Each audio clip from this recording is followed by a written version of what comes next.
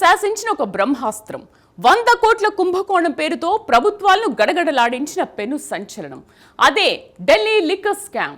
అవినీతి రహిత పాలన అని చెప్పుకున్న ఆమ్ ఆద్మీ పార్టీని దక్షిణాదిన బలమైన రాజకీయ శక్తిగా ఎదిగిన బీఆర్ఎస్ ను ఒకే దెబ్బతో పాతాళానికి తొక్కేసిన మహాకుట్ర. అరెస్టులు, జైల్లో మగ్గడం ఒకటైతే ఇప్పుడు కోర్టు ఇచ్చిన తాజా తీర్పు దేశ రాజకీయాల్లో సరికొత్త భూకంపం సృష్టిస్తోంది. అసలు ఇన్నాళ్లు జరిగింది విచారణ లేక కక్ష సాధింప? కుట్రల వెనుక సూత్రధారులు ఎవరు? అబద్ధాల పునాదులపై నిర్మించిన ఆ దర్యాప్తు కోట ఎలా కుప్పకూలింది? ఆ విశేషాలేంటో ఇప్పుడు చూద్దాం.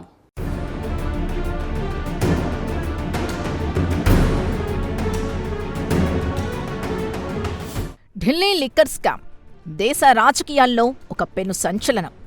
100 కోట్ల కుంభకోణం జరిగిందంటూ ఒక బలమైన రాజకీయ పార్టీని ఏకంగా అధికార పీఠం నుంచి కిందకు దించేసిన ఒక బ్రహ్మాస్త్రం. ఉరిమి మంగళం మీద పడ్డట్టు ఎక్కడో మొదలైన ఈ మద్యం పాలసీ వివాదం చివరకు ఆమ్ ఆద్మీ పార్టీ పాలిట ఒక శాపంగా మారి వారి అధికారాన్ని వేరొకరు కైవసం చేసుకునేలా చేసింది. పదుల సంఖ్యలో నేతల్ని రాత్రికి రాత్రే కటకటాల వెనక్కు నెట్టేసింది. ఎప్పుడూ అవినీతి రహిత పాలన అందిస్తామని చెప్పుకునే పార్టీపై బురద చల్లడానికి ఈ స్కామ్ ఒక ప్రధాన అస్త్రంగా మారింది. ప్రధానమంత్రి స్థాయి నుంచి మొదలు పెడితే గల్లీ స్థాయి నాయకుడి వరకు ప్రతి ఒక్కరూ ఆప్ నేతలపై అవినీతి ముద్ర వేసేందుకు తీవ్రంగా శ్రమించారు. దీని ఫలితంగా ప్రజాసేవకు చిరునామాగా నిలిచిన ఆ పార్టీ అధినేత అరవింద్ కేజ్రీవాల్ ఊహించని అవమానాలు, విమర్శలు ఎదుర్కొని తీవ్ర మనోవేదనకు గురయ్యారు.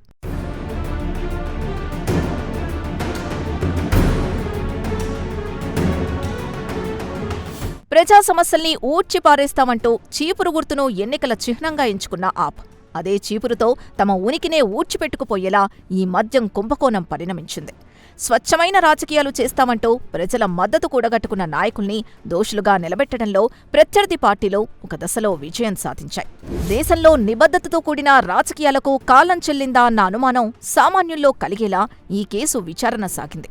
ఇది కేవలం ఒక విధానపరమైన లోపం కాదు, ప్రత్యర్థుల్ని మానసికంగా, రాజకీయంగా దెబ్బతీయడానికి పన్నిన ఒక వ్యూహాత్మక పద్మవ్యూహం. ఈ కుట్రలో ఎంతోమంది కీలక నాయకుల రాజకీయ భవిష్యత్తు ప్రశ్నార్థకంగా మారింది. ఏళ్ల తరబడి కష్టపడి నిర్మించుకున్న ఇమేజ్ అంతా ఒక్కసారిగా పాతాళానికి పడిపోయింది.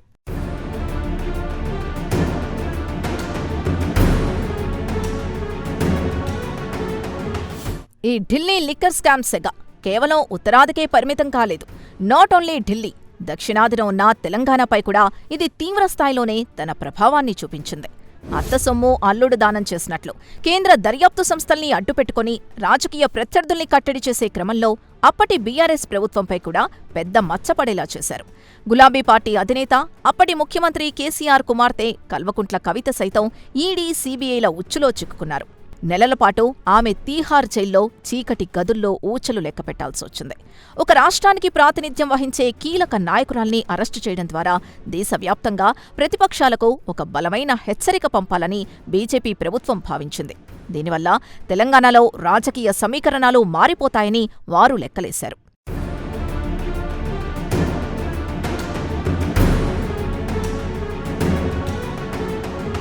కానీ రాజకీయాలు ఎప్పుడూ ఒకే దారిలో నడవవు. ఢిల్లీ స్కామ్ను బూచిగా చూపి గులాబీ పార్టీని దెబ్బతీసి తెలంగాణలో కమలనాథులు తమ రాజకీయ చక్రాన్ని తిప్పాలని ఎన్నో కలలు కన్నారు. అయితే అనుకున్నది ఒకటి, జరిగిన తీర్పు మరొకటిగా పరిణమించింది. తెలంగాణ ఓటర్లు వారిని అనూహ్యంగా 3వ స్థానానికే పరిమితం చేశారు. ఆశ్చర్యకరంగా కాంగ్రెస్ పార్టీకి బ్రహ్మరథం పట్టి అధికార పీఠాన్ని అప్పగించారు. దీంతో తెలంగాణలో మాత్రం లిక్కర్ స్కామ్ ద్వారా లబ్ధి పొందాలనుకున్న వారి ఆశలు అడియాసలుగానే మిగిలిపోయాయి. కక్ష సాధింపు చర్యల్ని ప్రజలు ఎప్పుడూ ఆదరించరని, విజ్ఞతతో వ్యవహరించి సరైన సమయంలో సరైన గుణపాఠం చెబుతారని ఎన్నికల ఫలితాలు స్పష్టంగా రుజువు చేశాయి.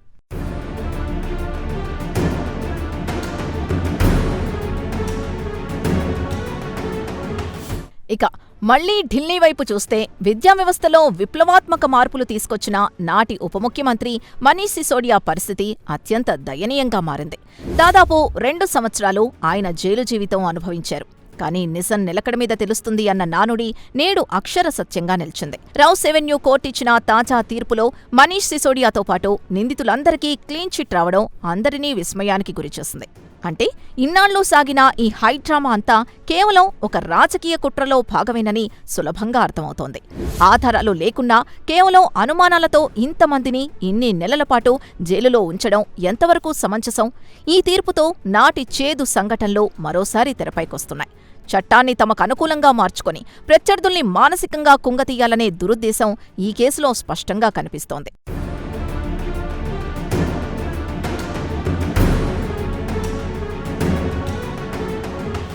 ఈ కేసు దర్యాప్తులో సీబీఐ, ఈడీల తీరును న్యాయస్థానం తీవ్రంగా తప్పుపట్టింది.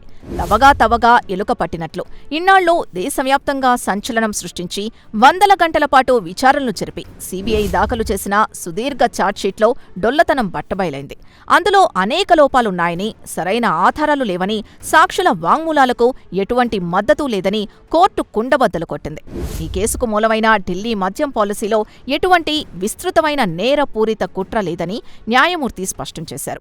కేవలం అప్రూవర్లుగా మారిన వ్యక్తుల మాటల్ని మాత్రమే ప్రామాణికంగా తీసుకొని ఒక ఎన్నుకోబడిన ప్రభుత్వాన్ని కూల్చే ప్రయత్నం చేయడం దేశ ప్రజాస్వామ్యానికే ఒక మాయని మచ్చ. దర్యాప్తు సంస్థలు ఎంతలా రాజకీయ ఒత్తిళ్లకు తలొగ్గి పనిచేశాయో కోర్టు వ్యాఖ్యలు పట్టి చూపుతున్నాయి. వాటి విశ్వసనీయతపై ఇది వేసిన అతిపెద్ద ప్రశ్నార్థకం.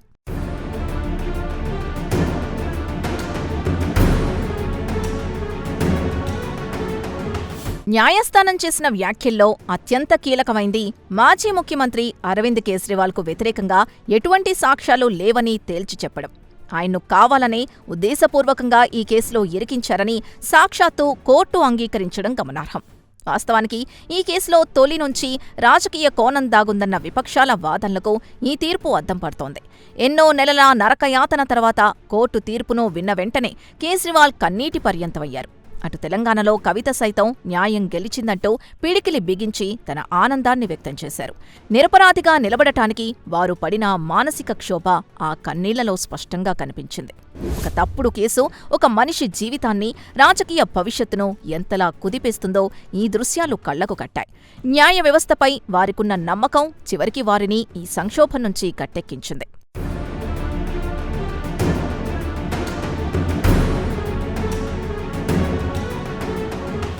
దేశంలోని ప్రతిపక్షాలు ఎప్పటినుంచో ఒకటే మొత్తుకుంటున్నాయి. అధికారంలో ఉన్న బీజేపీ ప్రభుత్వం సీబీఐ, ఈడీ, ఇన్కమ్ ట్యాక్స్ వంటి స్వతంత్ర వ్యవస్థల్ని తమ జేబు సంస్థలుగా వాడుకుంటోందని పదే పదే వాపోతున్నాయి. ప్రత్యర్థుల్ని కట్టడి చేయడానికి, వారిని లొంగదీసుకోవడానికి దర్యాప్తు సంస్థల్ని ఆయుధాలుగా ప్రయోగిస్తున్నారన్న ఆరోపణలు ఇప్పుడు నిజమని తేలాయి. ఇటీవల ఏపీలో సైతం ఇలాంటి లిక్కర్ స్కామ్ ఆరోపణలతోనే పలువురు నేతలు జైలు ఉచ్చులు లెక్కబెడుతున్నారు. వాస్తవానికి ఒక కేసు తీవ్రత, అందులో ఉన్న వాస్తవాలు వేరు. కేవలం రాజకీయంగా ఇరికించాలనే దురుద్దేశం వేరు. కానీ నేడు ఢిల్లీ లిక్కర్ స్కామ్ పూర్తిగా పాలిటిక్స్ చుట్టూనే పరిభ్రమించడం అత్యంత శోచనీయం. ఒక అబద్ధాన్ని 100 సార్లు చెప్పి నిజం చెయ్యాలనుకున్న పాలకుల కుటిల నీతికి ఈ కేసు ఒక నిదర్శనంగా నిలిచిపోతోంది. వ్యవస్థల్ని గుప్పిట్లో పెట్టుకుని శాసించాలనుకోవడం ప్రజాస్వామ్యానికే గొడ్డలిపెట్టు.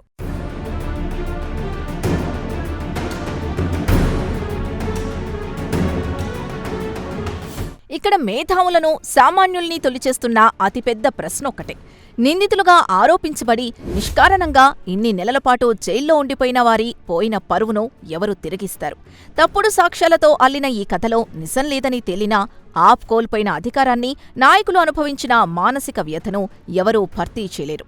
నేరం రుజువు కాకముందే దర్యాప్తు పేరుతో నాయకుల్ని సుదీర్ఘకాలం పాటు చీకటి గదుల్లో బంధించడం ప్రాథమిక మానవ హక్కుల ఉల్లంఘన కిందికే వస్తుంది. ఒక వ్యక్తిగత స్వేచ్ఛను అకారణంగా హరించడం పట్ల ఇప్పుడు జాతీయ స్థాయిలో తీవ్రమైన చర్చ జరుగుతోంది. కక్ష సాధింపు రాజకీయాల్లో బలైపోయిన వీరి విలువైన కాలాన్ని ఏ కోర్టు తిరిగిప్పించగలదు?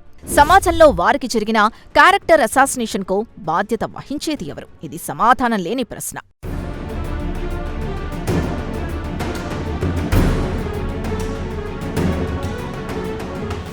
కానీ ఈ చీకటి అధ్యాయంలో ఒక ప్రత్యేక కోణం దాగుంది. రాజకీయాల్లో ఉన్నతమైన పదవులు, అధికారాలు దక్కించుకోవాలంటే సమాజం కోసం తమ బలమైన గొంతుకును వినిపించే నాయకులు కొన్నిసార్లు జైలు జీవితానికే అంకితం కావాల్సొస్తోంది. నాడు స్వాతంత్ర్య పోరాటంలో మన నాయకులు ప్రాణత్యాగాలకు వెరవకుండా జైళ్లకు వెళ్లారు కాబట్టే నేడు మనం స్వేచ్ఛావాయువులు పీల్చుకుంటున్నాం. సరిగ్గా అదే తరహాలో అకారణంగా చీకటి గదుల్లో మగ్గిన ఈ నేతలు ఇప్పుడు ప్రజల ముందుకు నిజమైన యోధులుగా అడుగుపెడుతున్నారు. ఎన్నో ఆటుపోట్లను, అవమానాల్ని చిరునవ్వుతో భరించి తమ నిజాయితీని నిరూపించుకున్న వేరు ఇప్పుడు సానుభూతితో పాటు ప్రజల అపారమైన మద్దతును పొందుతున్నారు. జైలు జీవితం వారిని కుంగతీలేదు. పైగా వారిలో పోరాట స్ఫూర్తిని రగిలించింది. అగ్నిలో పుటం పెట్టిన బంగారంలా వారు మరింత ప్రకాశవంతంగా బలమైన రాజకీయ శక్తులుగా అవతరించి ప్రజాక్షేత్రంలో సగర్వంగా నిలబడ్డారు.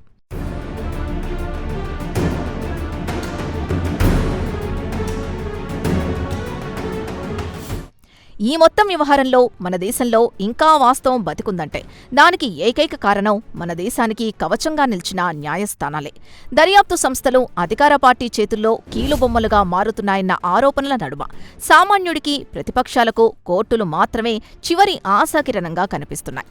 ఇంత జరిగినా కోర్టులో తీవ్రస్థాయిలో మొట్టికాయలు వేసిన మా వైపు ఎలాంటి తప్పు లేదంటూ సీబీఐ హైకోర్టుకు ఎక్కడం వారి వెనుకున్న రాజకీయ, న్యాయపరమైన ఒత్తిళ్లకు అద్దం పడుతోంది. అయితే స్వతంత్ర భారత ప్రజాస్వామ్య మనుగడలో న్యాయ వ్యవస్థ పాత్ర ఎంత కీలకమో ఈ ఢిల్లీ లిక్కర్ స్కామ్ ఒక కేస్ స్టడీలాగా కళ్లకు కట్టింది. అన్యాయం ఎన్ని రూపాల్లో ఎదురొచ్చినా న్యాయం జాప్యం కావచ్చేమో కానీ అంతరించిపోదని ఈ తీర్పు ఘంటాపథంగా చాటి చెప్పింది. ఏదేమైనా ఈ రాజకీయ చదరంగంలో అంతిమంగా విజయం మాత్రం ధర్మానిదే, ప్రజాస్వామ్యానిదే అని చరిత్ర మరోసారి రుజువు చేసింది.